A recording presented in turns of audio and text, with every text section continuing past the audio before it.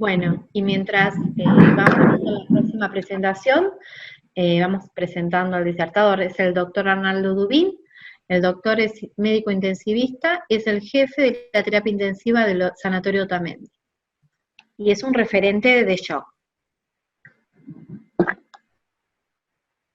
Bueno, buenas noches a todos. Yo en este ratito voy a tratar de revisar cuáles son las características del shock en la enfermedad por coronavirus y cuál es el enfoque del tratamiento. Como todos ustedes saben, el shock podemos definirlo como la incapacidad del sistema cardiovascular para satisfacer las demandas tisulares de oxígeno. Y particularmente, el shock séptico tiene un cuadro fisiopatológico muy complejo que es el resultado de interacciones entre componentes variables de hipovolemia, trastornos de la función miocárdica y alteraciones en el tono vascular.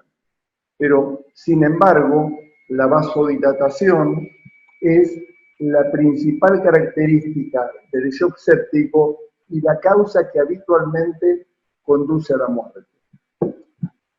Sin embargo, no conocemos cómo estos distintos componentes impactan en el compromiso cardiovascular de la enfermedad por coronavirus.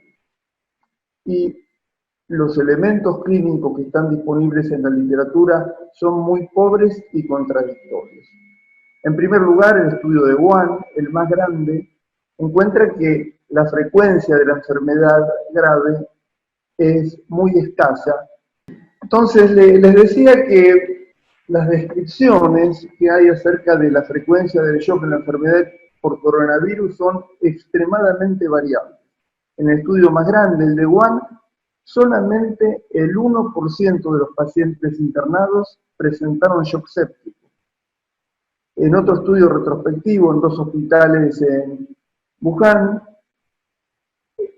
la mortalidad fue del 28% y estuvo independientemente asociada con la mayor edad, con el compromiso multiorgánico y con los niveles de dímero D. Y el shock estuvo presente en el 70% de los muertos, pero ningún sobreviviente. Y además hubo una elevación de la troponina en un número muy importante de pacientes que murieron. Y aunque solamente el 1% presentó hipotensión al ingreso, 20% desarrolló shock séptico en el transcurso de la internación. En otro estudio, tanto como el 26% de los pacientes requirieron terapia intensiva, y el shock ocurrió en el 31% de esos pacientes. Paradójicamente, aunque el shock fue una complicación frecuente en la terapia intensiva, el lactato y el pH fueron normales en la mayor parte de los pacientes, de modo que la manifestación metabólica característica del shock, la acidosis láctica, estuvo ausente.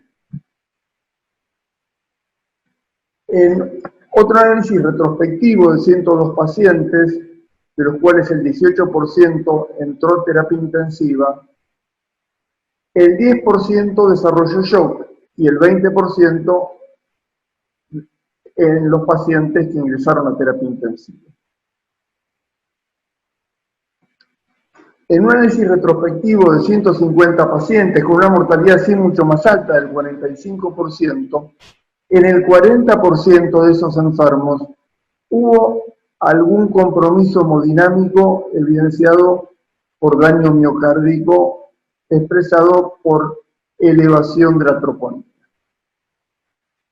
Para demostrar la heterogeneidad de los reportes, este cuadro comparativo muestra cómo la frecuencia de shock osciló desde valores tan bajos como el 1% hasta el 35%. Al mismo tiempo, muchos de estos cuadros de compromiso hemodinámico se descriptó una miocarditis, un compromiso miocárdico que a veces se refiere como una miocarditis fulminante, aunque la demostración objetiva de este fenómeno es pobre en los estudios. El compromiso miocárdico no es raro en enfermedades virales y particularmente ha sido bien descrito en distintas infecciones por influenza, incluso como un predictor de mortalidad. En un estudio pequeño de 54 pacientes con coronavirus que tenían una enfermedad crítica o grave, la injuria miocárdica, evidenciada por aumentos mayores de 3 veces en los niveles de troponina, estuvo presente en casi la mitad de los pacientes, y esto estuvo asociado con mayor mortalidad.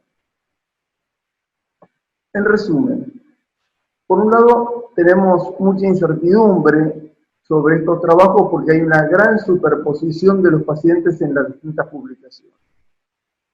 El shock parece ser una manifestación inicial infrecuente, pero sin embargo, su desarrollo es común en el transcurso de la enfermedad.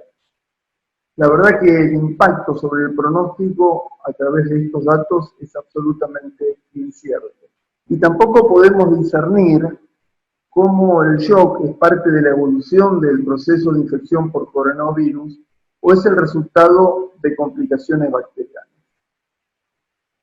Contrariamente a estos reportes, lo que nos comentan los médicos de Milán es que los pacientes habitualmente evidencian una enorme estabilidad hemodinámica y que el shock es raro. De modo que no sabemos recientemente con qué nos vamos a encontrar en relación al cuadro cardiovascular. La OMS ha hecho una serie de recomendaciones, tanto diagnósticas y terapéuticas, y considera el shock séptico, la infección por coronavirus, como define sepsis 3 como una hipotensión persistente pese a la resucitación con volumen, que requiere vasopresores y que tiene un nivel de lactato mayor de 2 milimoles por litro.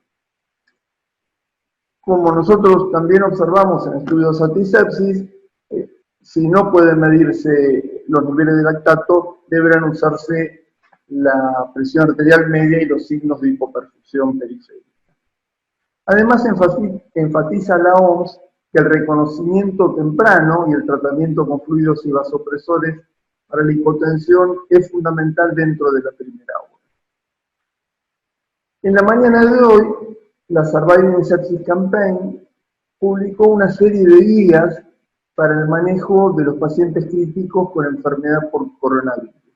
De modo que yo en los próximos minutos voy a revisar críticamente tanto estas recomendaciones de la OMS como de la Surviving Sepsis Campaign. La OMS dice que de 250 a 500 mililitros de cristaloides deberían darse como bolo rápido en los primeros 15 y 30 minutos, reevaluando los signos de sobrecarga después de cada bolo, por los riesgos asociados de sobrecarga de volumen con fallo respiratorio en pacientes que básicamente tienen distrés respiratorio. Y además remarca la evaluación de los signos clínicos. En realidad los intensivistas no jerarquizamos demasiado. Todo esto, por supuesto, en el contexto de una enfermedad que es esencialmente un fallo respiratorio hipoxémico que puede ser exacerbado por el aporte de fluidos. La Surviving Sepsis Campaign sugiere un manejo conservador en lugar de un manejo liberal de fluidos, aunque reconoce que es una recomendación débil con una baja calidad de evidencia. Y estas evidencias surgen básicamente de distintos metaanálisis. Hay un reciente metaanálisis publicado en CHES que analiza estudios publicados después del 2015, todos estudios de mala calidad, y no encuentra diferencias con las dos estrategias de resucitación. Por el contrario, una revisión sistemática y metaanálisis de 11 ensayos que considera el estudio de la ARDS Network, que discutió Elisa hace poco, encuentra que el manejo conservador de fluidos disminuye la duración de la ventilación mecánica y de la internación en terapia intensiva, pero por supuesto no afecta a la mortalidad.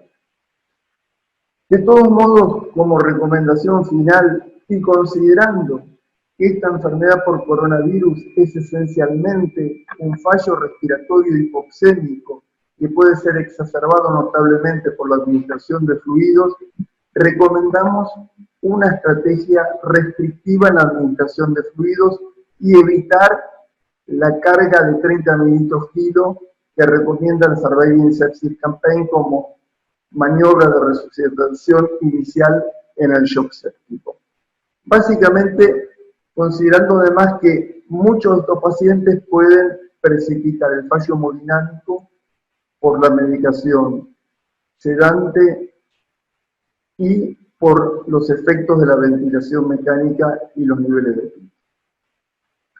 La OMS recomienda también en sus observaciones para la resucitación con fluidos que pueden usarse tanto solución fisiológica como Ringer lactato y no administrar ni cristaloides hipotónicos ni almidones ni gelatinas.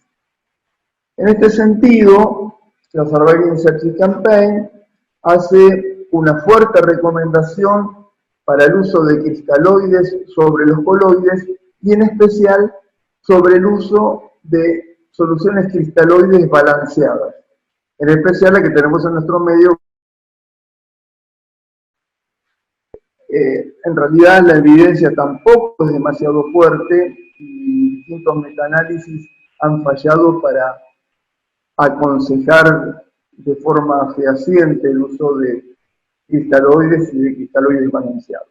De todos modos, hay un ensayo clínico controlado, que es la evidencia más fuerte, que es la que tiene más peso en los metaanálisis, en el que la solución fisiológica comparada con cristaloides balanceados, Ringer lactato, Plasma-Lyte, en este estudio básicamente se usó Ringer lactato, estuvo asociado a peores resultados, de modo que la administración de soluciones balanceadas provocó una disminución de una variable de resultado combinada de muerte de cualquier tipo, diálisis y fallo renal persistente. Y estos efectos fueron mucho más marcados en los pacientes sépticos o en los que recibieron grandes volúmenes de fluidos. Y un subanálisis de 1.641 pacientes de este estudio que tenían sepsis o shock séptico demostró que el uso de las soluciones cristaloides balanceadas se asociaba a una disminución del 5% en la mortalidad. Y además se acompañaba de una estabilidad hemodinámica mayor, con menores niveles de lactato y menores requerimientos de vasopresores, así como también menos complicaciones renales y hemodiálisis. Otras recomendaciones de la OMS son las de analizar la necesidad de bolos adicionales de fluidos en base a la respuesta clínica y a la mejoría de los objetivos de perfusión. Presión arterial, diuresis, que es un muy mal objetivo para seguir la respuesta a los fluidos, y mejoría de la perfusión periférica, así como frecuencia cardíaca, conciencia y lactato. Y sugiere considerar índices dinámicos de respuesta a fluidos. En este sentido también, la Surviving Sepsis Campaign sugiere, de forma muy confusa, con una frase donde mezcla cosas, usar parámetros dinámicos, aunque acá nosotros sugerimos usar parámetros dinámicos de temperatura de la piel, tiempo de relleno capilar o mediciones de lactato en lugar de parámetros estáticos. En realidad estos son variables que evalúan la perfusión periférica. Pero en definitiva, sugiere utilizar variables de respuesta dinámica a fluidos. En realidad, cuando usamos fluidos, en primer lugar tenemos que demostrar que hay evidencia de hipoperfusión tisular y en segundo lugar preguntarnos si esas evidencias de hipoperfusión tisular van a mejorar con el aumento del volumen intravascular. Y para esto nosotros debemos considerar que la resucitación insuficiente del shock va a resultar en una hipoperfusión persistente con hipoxia tisular, fallos orgánicos y mayor muerte. Pero la resucitación excesiva, con la sobrecarga de volumen resultante, probablemente se acompañe de más fallos orgánicos y especialmente de edema pulmonar. De modo que hay una relación en U entre el volumen de fluidos administrados y las complicaciones. Y nosotros tenemos que lograr una resucitación óptima.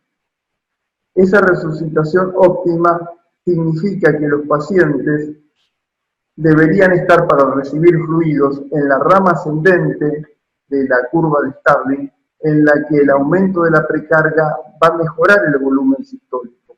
Por el contrario, si los pacientes están en la meseta de la curva de Starling, la administración de fluidos va a aumentar las presiones de transsudación de fluidos, pero no va a mejorar el volumen minuto cardíaco. En este sentido, las variables estáticas son poco útiles. Este es un estudio de nuestro laboratorio en donde animales a los que son sometidos a un sangrado progresivo no tienen modificaciones ni en la presión venosa central ni en la presión pulmonar acuñada, pese a la enorme hipovolemia que tenían, comparado con el grupo control. Y en pacientes críticos, los parámetros estáticos, tanto la presión venosa central como la presión pulmonar acuñada, no predicen adecuadamente que esos pacientes van a aumentar el volumen minuto cardíaco en respuesta a la administración de fluidos. Por el contrario, el monitoreo hemodinámico funcional puede ser particularmente útil en este sentido. El monitoreo hemodinámico funcional tiene en cuenta las modificaciones hemodinámicas provocadas por cambios respiratorios en el volumen sistólico, en la presión del pulso, en la señal petismográfica del oxímetro de pulso o en el diámetro ecográfico de la vena cava inferior, o los efectos de la elevación pasiva de miembros inferiores. Sin ninguna duda, el más estudiado es la variación respiratoria de la presión de pulso, y la variación respiratoria de la presión de pulso igual o mayor al 13% es un predictor sensible y específico de que los pacientes van a responder a la carga de fluidos con aumento del volumen minuto cardíaco. Por supuesto, la variación respiratoria de la presión del pulso tiene limitaciones. Una es el tórax rígido. Afortunadamente, estos pacientes con distrés por coronavirus parecen tener un tórax bastante complaciente, como decía Elisa, pese a la severa alteración de la oxigenación. Y otra de las limitaciones es que la ventilación protectora disminuye notablemente la sensibilidad y especificidad de la variación respiratoria de la presión del pulso. Pero para esto podemos usar una prueba muy simple, como es aumentar el volumen corriente de 6 a 8 mililitros. Y el aumento del volumen corriente, si se acompaña de un 3.5% de aumento de la variación respiratoria de la presión de pulso, o 2.5% en la variación respiratoria del volumen sistólico,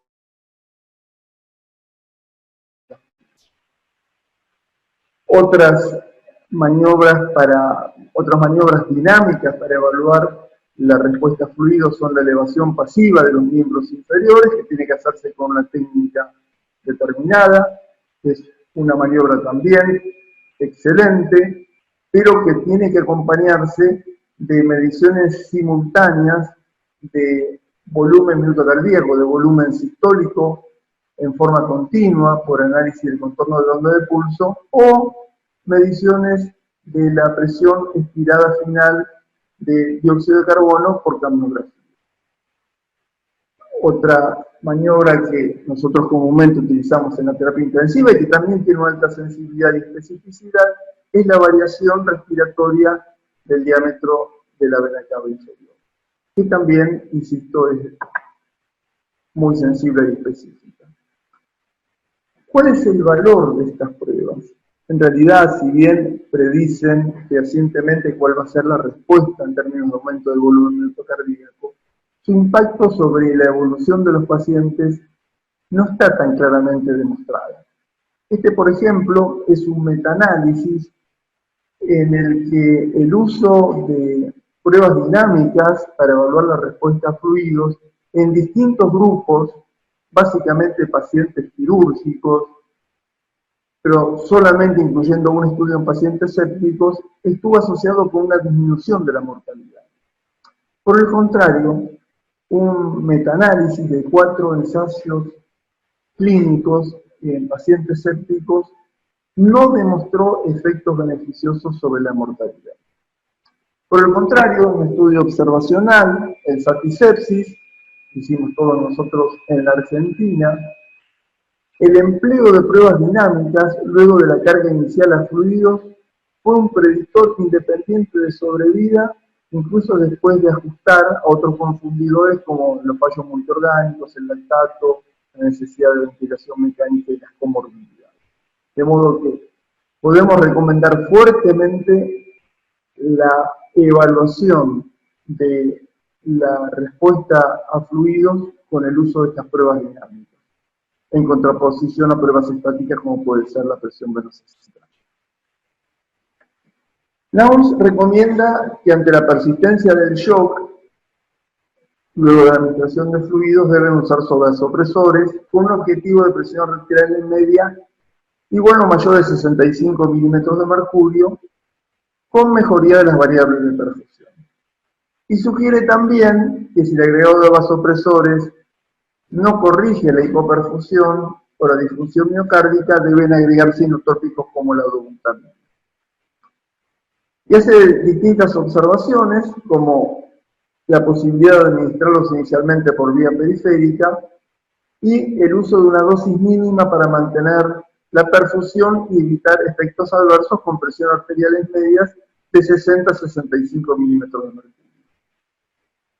Sugiere también que la noradrenalina es la primera elección y la adrenalina o la vasopresina podrían agregarse si la noradrenalina no es efectiva, reservando la dopamina para pacientes que están bradicáricos. Y además enfatiza que no hay ensayos controlados con dobutamina. Y plantea controversias sobre el uso de hidrocortisona en los pacientes que persisten hipotensos. La Surviving Sepsis Campaign hace una serie de recomendaciones sugiriendo la noradrenalina como la droga de primera elección. Dice también que si la noradrenalina no está disponible, podría usarse vasopresina o noradrenalina. En realidad me parece que esta es una situación más que extraña, porque en nuestro medio la noradrenalina está disponible en todas las unidades. Esto podría ser solamente para la CEA, para África subsahariana, en donde obviamente la vasopresina tampoco va a estar disponible. La Surviving Sepsis Campaign recomiendan usar dopamina por sus efectos arritmógenos y sugiere el agregado de vasopresina como segundo agente a la noradrenalina si la presión arterial media no puede ser alcanzada con noradrenalina sola. Lo cual es absolutamente controvertido. Y además sugiere titular la noradrenalina una presión arterial media de 60 a 65 milímetros de mercurio. Todas estas son recomendaciones débiles con una baja calidad de evidencia. Esta última, el objetivo de presión de 60 a 65 milímetros de mercurio, surge de un ensayo controlado reciente hecho en pacientes mayores de 65 años con hipotensión refractaria a fluidos. Son shocks de distinto tipo, pero la mayor parte son pacientes con shock séptico. Y los pacientes que fueron titulados en una presión arterial media de 60 a 65 milímetros de mercurio tuvieron una evolución similar a pacientes en los que los vasopresores se utilizaron a criterio del médico tratante y que resultó en presiones arteriales medias mayores de 70 milímetros. Lo curioso de este estudio es que en los pacientes que tenían antecedentes de hipertensión arterial crónica y que teóricamente podrían beneficiarse, como mostró el sepsis-SPAN, con valores mayores de presión arterial media, el objetivo de presión arterial de 60 a 65 fue acompañado de menor mortalidad que el uso más liberal de vasopresores. La Surviving Sepsis Campaign sugiere agregar dobutamina cuando los pacientes persisten con disfunción cardíaca o hipoperfusión. Y esta recomendación, que es una repetición de la Surviving Sepsis Campaign para el manejo del shock séptico en sus distintas versiones, y que probablemente va a ser similar en la próxima actualización, en realidad es muy poco fundamentada. Un estudio retrospectivo de 420 pacientes demostró que el uso de corregir a múltiples confundidores y a una puntuación de propensión para el tratamiento con inotrópicos, demostró que la administración de dobutamina estuvo independientemente asociada con mayor mortalidad. Y además, otro tema muy importante es la heterogeneidad de la respuesta a dobutamina. Como nosotros demostramos en un pequeño estudio observacional, la mayor parte de los pacientes en los que se titula dobutamina tienen efectos colaterales graves, como hipotensión, taquicardia o una combinación de ambas. Y en la mayoría de los pacientes, si bien la dobutamina aumenta el volumen minuto cardíaco, lo hace fundamentalmente por taquicardia. El volumen sistólico, pese a la vasodilatación, aumenta solamente en la mitad de los pacientes. De modo que la dobutamina en los pacientes con shock séptico se comporta en la mayoría de los casos como una droga taquicardizante, vasodilatadora, que puede comprometer severamente la hemodinamia del paciente. Por lo tanto, no debería usarse sin un monitoreo estrecho y su infusión no debería continuarse, excepto se demuestren efectos beneficiosos. Finalmente, la Surviving Sepsis Campaign sugiere el uso de dosis de 200 miligramos de hidrocortisona en los pacientes que persisten con shock. También una recomendación débil y con baja calidad de evidencia. Como planteó Elisa, no hay ninguna recomendación para usar glucocorticoides para el tratamiento de la enfermedad por coronavirus, pese a que algunos de los estudios chinos han pretendido demostrar que los corticoides mejoran la mortalidad. Pero sí podemos afirmar que no habría ningún problema en administrarlos, que deberían administrarse en los pacientes que tienen shock, en los que los requerimientos de noradrenalina son mayores de 0,2 o 0,3 microgramos kilómetro. En resumen, a propósito del shock en la enfermedad por coronavirus, podemos concluir que la relevancia del shock es incierta. No sabemos exactamente cuán frecuente es, cuán grave es, pero sí, obviamente, la presencia de shock siempre va a tener un impacto pronóstico definido, va a agravar notablemente el pronóstico. En el manejo de estos pacientes, yo creo que podemos sugerir evitar la carga inicial de fluido de 30 mililitros kilo. Por el contrario, la actitud terapéutica inicial que nosotros planteamos en el paciente que está hipotenso y con hiperlactacidemia es noradrenalina para lograr una presión arterial de por lo menos 60 milímetros de mercurio. Una vez alcanzada esta presión arterial, podemos evaluar a través de pruebas dinámicas si los fluidos son necesarios. Y para este caso usaremos la solución de Ringer lactato como la de elección. La noradrenalina, por supuesto, debe ser el vasopresor de elección y para mi gusto, sobre todo para simplificar las maniobras terapéuticas en pacientes muy complejos. La noradrenalina, como dijimos, titularse a una presión arterial de 60-65 milímetros de mercurio, que en principio debería ser el objetivo terapéutico, y solamente deberíamos aumentarla ante la persistencia de las evidencias de hipoperfusión. Y como objetivo de resucitación, el tiempo de relleno capilar es sin ninguna duda un objetivo de perfusión sencillo y valioso que puede ser una guía terapéutica de muy fácil implementación. Y finalmente la dobutamina solamente debería usarse en situaciones muy seleccionadas y con un estrecho monitoreo. Yo creo que la dobutamina nos va a complicar la situación. Y finalmente debemos ser simples y pragmáticos para manejar estos pacientes, básicamente si atendemos pacientes en una situación de desastre. Muchas gracias.